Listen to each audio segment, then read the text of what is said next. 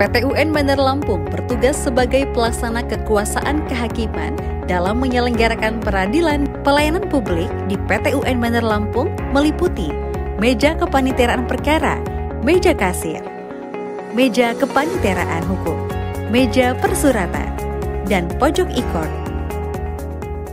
Izin Pak, ada mahasiswa UIN yang mau bimbingan dengan Bapak, udah siap di ruang KTP?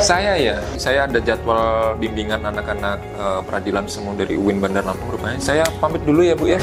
Assalamualaikum.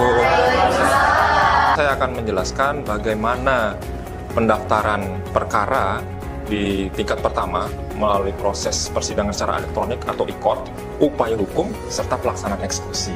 Saat ini dengan kecanggihan teknologi bisa dilakukan di mana saja dan kapanpun itu. Oke? Proses persidangan itu diawali dengan adanya dismissal proses. Kemudian ada yang dinamakan proses pemeriksaan persiapan. Proses pemeriksaan persiapan itu sudah dinyatakan selesai, maka barulah di situ dilaksanakan persidangan yang terbuka untuk umum. Apa saja yang dilakukan dalam persidangan elektronik itu? Ada pembacaan gugatan, ada pembacaan jawaban, replik, duplik. Baru kemudian di situ dilanjutkan dengan proses pemeriksaan alat bukti oleh majelis hakim. Pak, kalau proses pembuktian itu bagaimana ya Pak? Sesuai dengan ketentuan surat keputusan Ketua Mahkamah Agung Republik Indonesia nomor 363 tahun 2022, ada kewajiban para pihak sebelum melaksanakan proses persidangan pembuktian surat, yaitu mengunggah dokumen bukti surat yang sudah dimaterai dan diberikan cap pos atau nasegelen untuk diunggah di sistem informasi pengadilan atau e-court.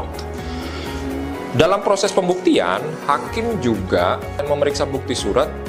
Mereka akan melakukan pemeriksaan terhadap saksi maupun ahli daripada para pihak. Proses pemeriksaan itu dilakukan secara tatap muka atau konvensional. Sudah selesai semuanya, maka para pihak diberikan kesempatan untuk mengajukan kesimpulan. Kesimpulan ini kembali kepada proses persidangan secara elektronik. Terus gimana dengan pembacaan putusannya? Majelis hakim akan mengunggah putusannya di dalam sistem informasi pengadilan. Seperti ini. Untuk pengajuan upaya hukum banding bagaimana Pak? Pengajuannya dilakukan dalam jangka waktu 14 hari setelah pembacaan putusan tingkat pertama tersebut. Untuk pengajuan upaya hukum banding, sekarang sudah dilakukan secara elektronik, yang mana pengajuannya sama seperti di tingkat pertama. Pak, terkait pengajuan upaya hukum kasasi dan peninjauan kembali, apakah dilakukan secara elektronik juga? Sementara ini, pengajuan upaya kasasi dan peninjauan kembali, permohonannya masih dilakukan secara konvensional, tapi pengiriman berkasnya sudah dilakukan secara elektronik melalui sistem informasi pengadilan. Setelah perkara itu dinyatakan telah berkekuatan hukum tetap, maka pengadilan akan memberikan pemberitahuan kepada para pihak yang bersengketa tentang pemberitahuan putusan tersebut atau perkara tersebut telah memiliki kekuatan hukum tetap. Pak, bagaimana cara kita untuk memonitoring proses eksekusi di PT UN Bandar Lampung?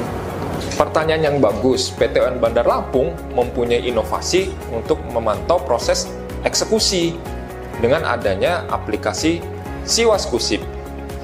Dalam aplikasi ini, pihak dapat memonitoring proses eksekusi yang diajukan oleh para pihak itu. Selain itu, PT UN Bandar Lampung juga mempunyai beberapa inovasi lain seperti Sipanto Mulipop, PTSP Online, Sirampai, dan Seruit. Wah, keren banget ya PT UN Bandar Lampung ini. Iya. Saya Danu Handria dari Kantor Pertanahan Kota Bandar Lampung sangat mengapresiasi sistem informasi pengadilan e-court dan inovasi yang ada di Peradilan Tata Usaha Negara Bandar Lampung. Kami selaku advokat sangat mengapresiasi terkait tentang sistem informasi pengadilan PT UN Bandar Lampung.